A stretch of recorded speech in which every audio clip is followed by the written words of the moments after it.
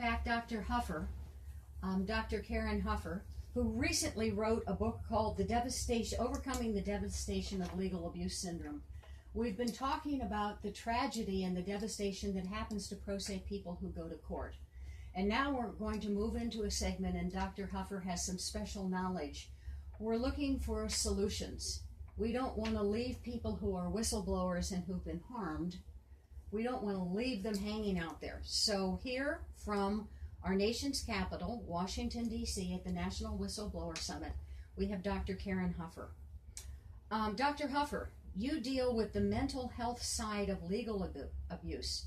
What can you tell us about physical problems that also present from legal abuse syndrome? Well, stress affects nearly every organ in the body. And when you are caught in court and you are caught in a situation that you begin to feel helpless and jeopardized, you are under extreme stress.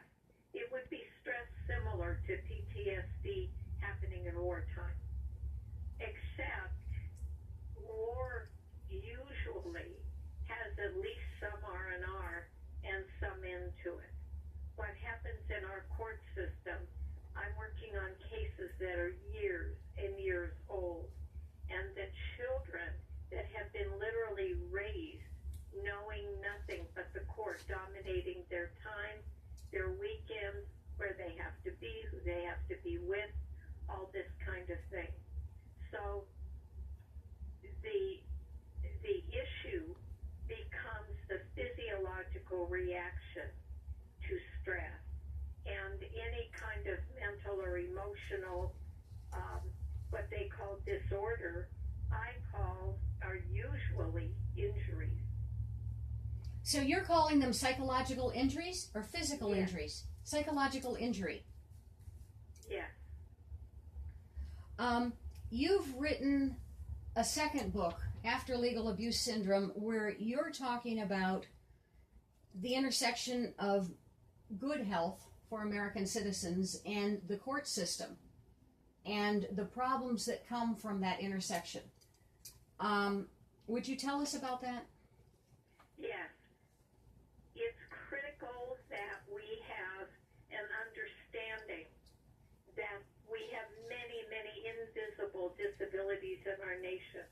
You walk into a courtroom, the judge doesn't know that you may have depression, anxiety, MS, PTSD, traumatic brain injury.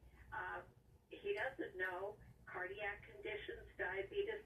There are so many conditions that people suffer from, all that are affected by stress. So when you come into that courtroom, all the judge knows is what you let the judge know. That's why it's important to use the federal mandate, the Americans with Disabilities Act, to go to court administration and get accommodations if you're going to be under the stress of court. When you have any condition, almost always it affects your ability to communicate, and it affects the physiology of your entire system. I've noticed on some court notices that are sent out to people to appear in court for certain matters, whether it's the original complaint or whether it's a notice to show up, it has a sentence in there that I hadn't seen or hadn't noticed before, and it said something about ADA. Do you know what that court notice is telling everyone, pro se people and everyone alike? Yes, it's telling them that if they have any kind of need for an accommodation for a disability, that they need to let the court know and go to court administration.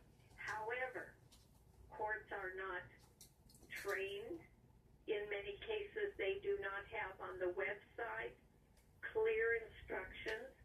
When you walk through the courthouse door, you should see signs that say, this is where the ADA Access Coordinator's office is. If you have a disability and need an accommodation, those signs usually do not exist.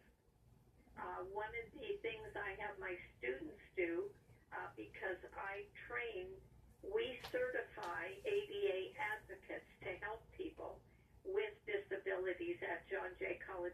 criminal justice. And one of the things that is important to me, I send the students to the courthouse. I said, walk in like a person that needs an accommodation and has a disability. How easy is it to find? Once you find the access coordinator, how easy is it to fill out the proper paperwork? How easy is it to get your accommodation? Because that accommodation can mean the difference between a fair hearing or an unfair loss by attrition. And the minute your opposition gets the idea you've got a weakness, we have an adversarial system. They dive in for the kill. They go for the jugular, but let me ask you, if someone were to, it sounds like there's supposed to be federal court help for people who would like an ADA advocate. Do they go to court with them? Yes, our people go to court with them. So you go to court with pro se people if they ask. We go to court with them. We help them from start to finish. My students are trained to use 8 steps, an 8-step protocol for helping to diffuse the stress, extreme stress that will be recycled. A lot of pro se people that go into court experience different stages of discrimination. And we've already been talking about that today, how discrimination starts out with sometimes just insults or different treatment, or they're treated poorly, they're called names, the attorneys attack them personally. If I were to call an ADA person and get certified and get help to go to court, wouldn't that just invite those attorneys to investigate my emotional and private and psychological life, my files and records? It seems like it would just be opening a brand new area for them to abuse me. That's a very good point, because people tend to not be honest with the court and not use their rights, their civil rights, because of that fear. Absolutely not. I am in court with people all the time, and yes, the invitation is there, but we shut it down immediately. It is against the law. It is against your civil rights laws, and they cannot get information about your case. They cannot put your condition on trial. They can't call your doctors up and question them. They can't even know what the disability is that we have requested the accommodation for. So they can't know anything. A handful of people in this room that are sitting here today have been accused either by the judge or by the opposing attorney of being crazy because they stand up for their rights. They say, I'm not supposed to be treated like that. He's just called me a liar, that I object, and the court ends up, and the attorneys end up almost like a pack of jackals going after the person who objects to bad treatment in court. Can ADA advocates do anything about that kind of bad behavior? Absolutely. We shut it down immediately. It's against the law, but you have to know what law it's against. You have to let the judge know this has to stop now. This is against USC 42-12203. Wow! Which protects the person against any kind of harassment, intimidation, intrusion, interference, anything like that. It is against their civil rights. And I've had judges say, we're going to call a short recess. And they don't know that law. So they go to the back and they have their people look it up, and they come back out and say, she's correct, you're going to have to stop whatever you're doing. And if you have to involve the judge, the Department of Justice doesn't like that, or does the American Bar Association.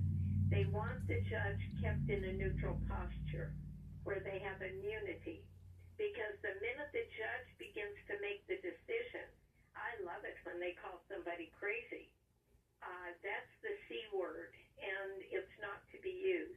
it has no medical or legal value, and that needs to be pointed out immediately in the courtroom. It's not to be used. And who in that courtroom has medical credentials to even begin to diagnose somebody? They are beyond their scope of expertise. Dr. Huffer, do you think that everyone who's mistreated in court would qualify for ADA services? Many will. Many will. Many. One in 4, 1 in 5 are estimated in this nation to have some kind of disability, even though we don't see it. But think about the people around you. Who is taking medication? Who has family that is on medication? Who deals with somebody with a diagnosis? We live in a society where at any minute, anybody can be struck with an illness or an injury. So we have to have a system in our courts that is fair and fluid and that works for and with the people. And the judge needs to be protected from the information. If you have to file anything with the judge, it should be filed under seal and only heard in camera without opposing counsel present. Okay, so this is a federal law then. Can you say the name of the federal law so listeners will... The Americans with Disabilities Act, and it is more than a federal law. It is a mandate. It's a mandate. There is no choice. It's a civil rights mandate? What? This is a civil rights mandate? Yes. Wow. Are there ADA advocates, trained people in every court in America? No, we need them so badly. I'm training people as hard and fast as I can. John Jay, our next class starts the 31st of July. And that's an online class, as I recall, right? It takes about... Online, self-paced, easy to take, fits your schedule, do it when you feel like. But let me give you the website, my website, so if anyone wants to contact me, they can, or find out about the class. It's equalaccessadvocates.com. Plural advocates, equalaccessadvocates.com. And this is Dr. Huffer, and that web address is on the screen right now, underneath the picture of the Capitol and the picture of Professor Karin Huffer. This John Jay Law School course in training advocates, is that something anybody can sign up to do?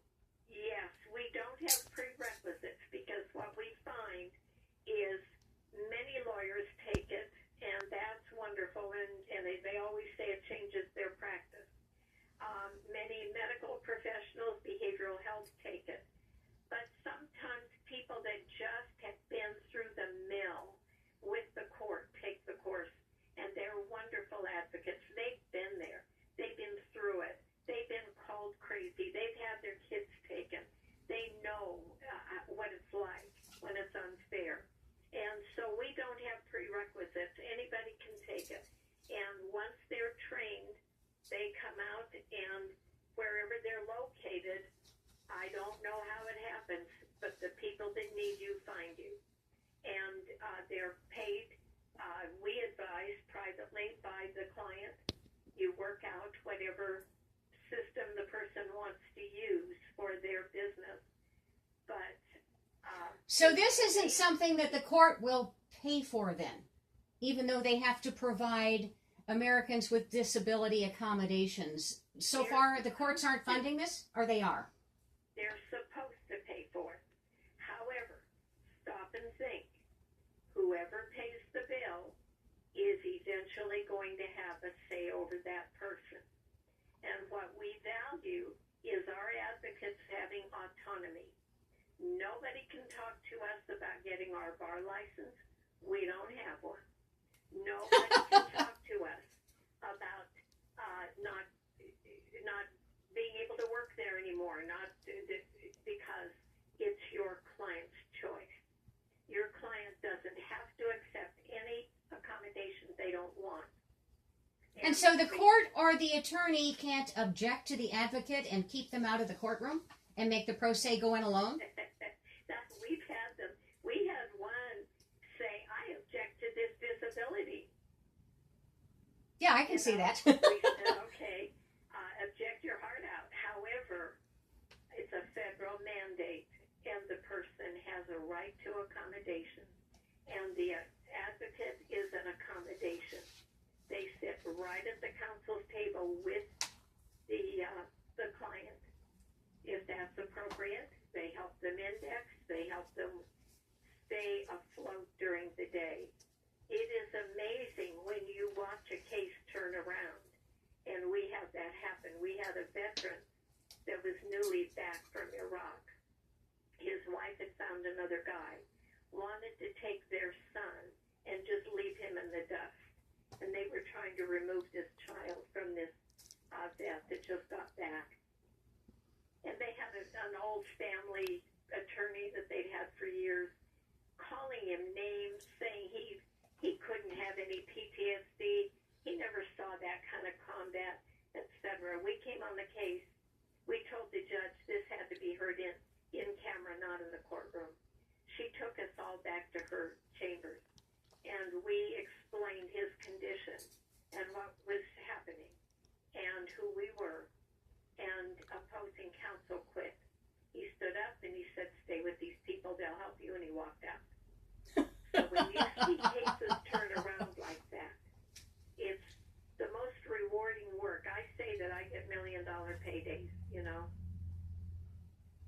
I totally understand. The next course begins in just a couple of days.